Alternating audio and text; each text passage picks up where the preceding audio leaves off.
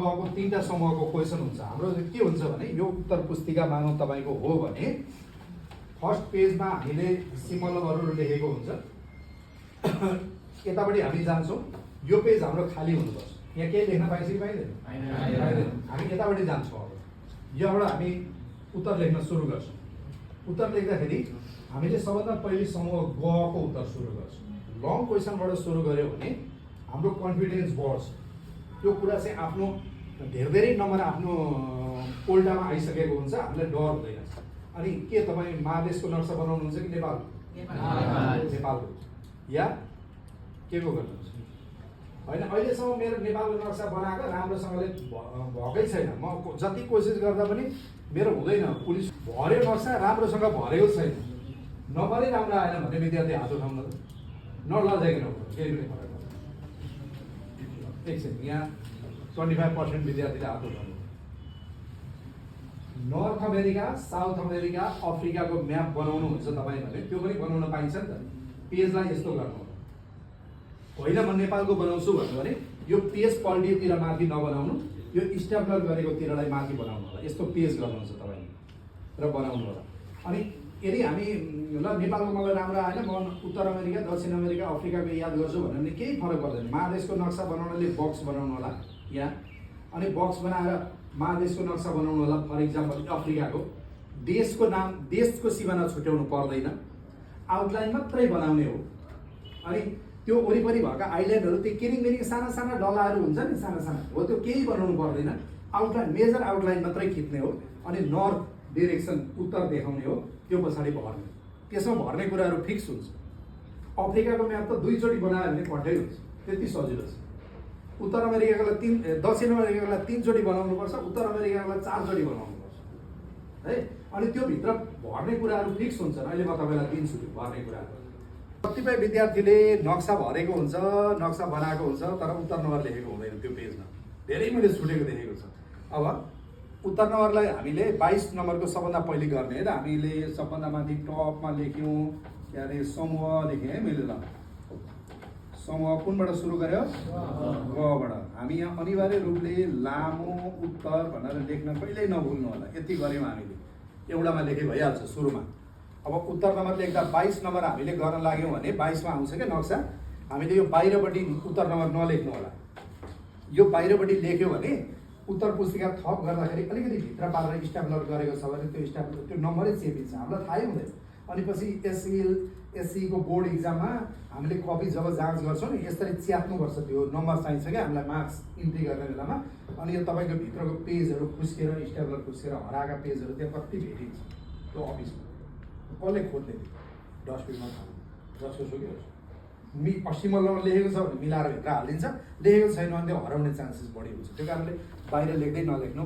तपाईँले उसले सोधेको प्रश्न हो, हामीले विद्यार्थीले लेखेको उत्तर हो, त्यो भएर उत्तर नम्बर 22 लेखेँ मैले।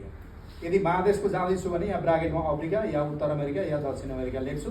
नेपालको हो भने नेपाल लेख्न पनि सक्छु, नलेखे पनि केही फरक पर्दैन। तल नक्सालाई देखाइहाल्छु। भन्नु त 20 सेन्टिमिटर अनिवार्य तान्नुपर्छ यो बक्स। यता 12 को तान्नुपर्छ है।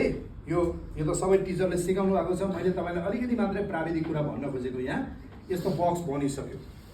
आफूसँग चाहिँ एक्स्ट्रा डार्क लेख्ने, कालो लेख्ने पेन्सिल हुनुपर्छ क्या हरेक विद्यार्थीसँग। अनि यो वरिपरि त्यसरी तान्यौँ। यहाँ राइट ह्यान्ड साइडमा हामीले यस्तो गरेर ऊ भने ऊको अर्थ के हो? उत्तर। यहाँ तल स्केल लेख्छौँ। स्केल भनेर 1 सेमी इक्वल टु 40 किमी। हिसाब गर्दा 44 आउँछ, 40 लेख्ने चलन छ। यसरी लेख्यो। यति कुरा कम्पलसरी हुनु पर्यो, विद्यार्थीले लेख्नै पर्यो। अब भित्र तपाईँ ग्राफ बनाएर बनाउनुहुन्छ कि ग्राफ नबनाइकन बनाउनुहुन्छ? ग्राफ नबनाइकन बनाउन पनि पाइन्छ है। यत्तिकै यो बक्सा चाहिँ बनाउने, अनि भित्र एकदम राम्रो यसरी देखाउनु पर्यो कि यो नदीको सङ्केत हो होइन, यो हिमालको सङ्केत हो, कुनै ताल हो भने तालको सङ्केत हो। सबै किताबमा छँदैछ, यो अनुसार भरेर सफा गरी भर्नु पर्यो। अनि नेपालको नक्सा बनाएर तपाईँहरू प्रदेश छुट्याउनुहुन्छ कि छुट्याउनुहुन्न भनेर पर्दैन होइन, जरुरी पर्दैन। तर हाम्रो प्रदेशको नाम के हो भन्नु? लुम्बिनी प्रदेशको सिमाना चाहिँ याद गर्नु है, कता कता घुमेको छ होइन। कुनै एउटा सिमाना हाम्रो ल यस्तो छ भने हामीले यो लुम्बिनी प्रदेश बनायौँ भने यसको बिचमा यस्तो ह्याजहरू गरेर के गरेर डिस्टर्ब नगर्नु, यहीँनिर तपाईँले लुम्बिनी प्रदेश भनेर लेख्न पाउनुहुन्छ यस्तो सिमाना देखाएर। अनि आफ्नो प्रदेशको राजधानीलाई याद गर्नु, यो पनि बना भनेको छ मात्रै बनाउने है, नबनाउने। उसले भनेकै छैन तपाईँको प्रदेशको रेखाङ्कन भने हामीले बनाउनु जरुरी पर्छ कि पर्दैन? पर्दैन। भन्यो भने चाहिँ त्यो चाहिँ याद गर्नु। बाँकी अरू कुराहरू सब नेपालको इतिहासमा नागरिक हक अधिकारको लागि पटक पटक आन्दोलन भएको छ। भर्खरै भएको जेन्जी पुस्ताको आन्दोलन यसको एउटा उदाहरण होइन। देशमा पटक पटक एउटै उद्देश्यका लागि आन्दोलन भइरहँदा धनजनको क्षति हुन्छ, लोकतन्त्र कमजोर हुन्छ। लोकतन्त्रको संस्थागत विकास गर्न के गर्नुपर्छ? आवश्यक सुझाव दिनुहोस्। तपाईँलाई क्वेसन किताब पढाएर हेर्नुहोस्, तपाईँको किताबमा काहीँ पनि छैन यो क्वेसन। छ? उत्तर पनि छैन। तर विद्यार्थीले नडराउने भन्दै, किनभने यसो सोच्नुहोस्, मलाई नपढाएर के भयो त होइन, डाइरेक्ट क्वेसन नआएर के भयो त, यसको विषयवस्तु त मैले पढेको छ नि, धेरै कुरा बुझेको छ नि। तपाईँको किताबमा तपाईँले पढेका विषयवस्तुभित्रबाट मात्रै क्वेसन बनाएको छ। तर तपाईँको एक्सर्साइजमा भएको क्वेसन जस्ताको तस्तै परीक्षामा सोधिँदैन। त्यो भाषा अलिकति घुमाएको हो, त्यसको बुझेर विषयवस्तुको एन्सर लेख्न जान्नुपर्छ। ल यो क्वेसन आयो अनि कसरी नडराउनु भने नेपालमा जति पनि समस्याहरू छन् नि सबै उत्पन्न हुने कारणहरू फिक्स छन् कि त्यो तपाईँलाई थाहा छ। भन्नु त एउटा के हो? भ्रष्टाचार। अर्को के हो? जनचेतनाको कमी। अर्को भन्नु राजनीतिक अवस्था अस्थिर हुनु भन्ने हुन्छ। अस्थिर स्थिर भन्नेमा कन्फ्युजन भयो भने राजनीतिक अवस्था सही नहुनु भन्ने पनि पाइहाल्छ नि आफ्नो भाषामा होइन, राम्रो नहुनु। अर्को भन्नु गरिबी हो कि होइन? मेन त गरिबी हो नि। अर्को बेरोजगारी हो कि होइन? बेरोजगारी पनि हो। अनि आफ्नो देशको आन्तरिक मामिलामा विदेशी राष्ट्रघाती सन्धि सम्झौताहरूमा हस्ताक्षर गर्नु होइन। त्यसै गरिकन सुशासन लागू हुन नसक्नु, बनेको कानुनलाई सही रूपले कार्यान्वयन भन्ने शब्द आएन भने लागू हुन नसक्नु भनेर लेख्न पनि पाइन्छ। आउट र पोइन्ट त तपाईँलाई आइहाल्यो। सबै समस्या उत्पन्न हुने कारण यसलाई यो भाषालाई सुल्टो बनाउनु त यसको समाधान पनि आउँछ। ल भ्रष्टाचार न्यूनीकरण गर्नुपर्छ या नियन्त्रण गर्नुपर्छ। अनि राजनीतिक अस्थिरता भनेका थियौँ नि अघि हामीले, राजनीतिक अस्थिरता भनेर आएन भने राजनीतिक अवस्था कमजोर हुनु, यसलाई सुल्टो भाषामा भन्दा के अवस्थामा सुधार ल्याउनुपर्छ। अनि देशमा सुशासन किन होला? अहिलेको पोइन्ट काम लागि लाग्यो त्यही त हो नि। त्यो गरिदिएको भए नेपालमा किन हुनु आन्दोलन? जेन्जी आन्दोलन हुनुको कारण तिनै त हो नि। यो सबै नभएर त हो नि। हाम्रो नेपालका अर्को क्वेसन सोध्यो, नेपालका प्रतिभा पलायन भएको छ, नेपालका 50 लाखभन्दा बढी युवाहरू विदेशी, कारण के हो? अहिलेको पोइन्ट काम लागि लाग्यो, समाधान भन्यो त्यही पोइन्ट काम लागि लाग्यो। हेर्नु त जता पनि काम लाग्दो रहेछ।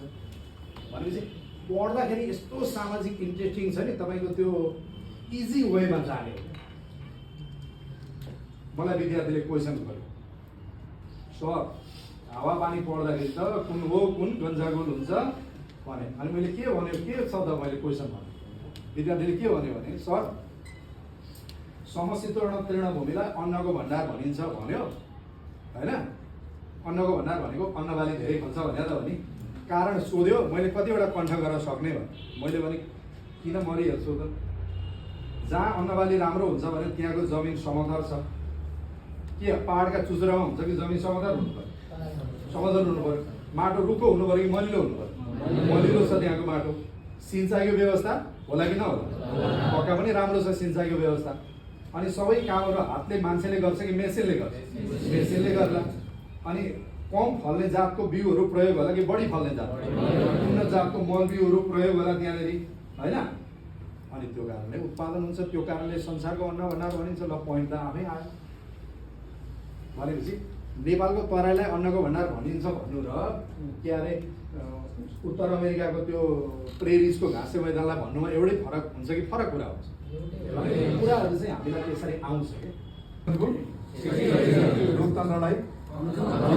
लोकतन्त्रको संस्थागत विकास गर्न के गर्नुपर्छ? लास्टमा उसले क्वेसन घुमाउँदा गयो, आखिर अन्तिममा लेख्नुपर्ने एन्सर त हामीले लोकतन्त्रलाई संस्थागत विकास गर्ने उपाय के हो भनेर लेख्ने हो नि त। तपाईँले यसरी लेख्नु हो हेर्नु परीक्षामा। यो रातो लाइन हो, रातो लाइन भन्दा तलतिर माथि टपमै है ठ्याक्कै रातो लाइनभन्दा तलतिर उत्तर नम्बर 21 या 23 त्यति गरेर अन्डरलाइन गर्नु।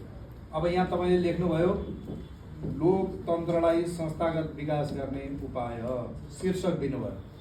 अहिलेसम्म हामीले शीर्षक दिएर उत्तर लेखेको छैन, तर शीर्षक दिएर उत्तर लेख्यौँ हामीले। त्यो कहाँबाट कपी गरेको शीर्षक भन्दा क्वेसनबाटै कपी गरेको, तर सबै क्वेसनको ल्याङ्ग्वेज कपी गरेको हो भन्दा होइन। हामीले मेन एन्सरको रूपमा जुन एन्सर लेख्न खोजेको त्यो हामीले कपी गरिदिउँ। यो शीर्षक दिनु कम्पलसरी छैन, तर एकदमै स्ट्यान्डर्ड मान्छ कि यो उत्तर। ओहो कस्तो ट्यालेन्ट विद्यार्थी रहेछ, त्यसको लेख्ने कला के हो, तपाईँको उत्तर पुस्तिका चेक गर्ने टिचर नै छक्क पर्नुहुन्छ। परिचय भनेर लेख्नु, लङ क्वेसनमा अनिवार्य लेख्नु है, यसलाई अन्डरलाइन गर्नु। परिचयमा लेख्ने कुरा अहिले म सिकाउँछु, यसरी लेख्दै जाने। कति लेख्ने भन्दा यहाँ 10 देखि 12 लाइनसम्म यो एउटाको अनुच्छेद बन्छ।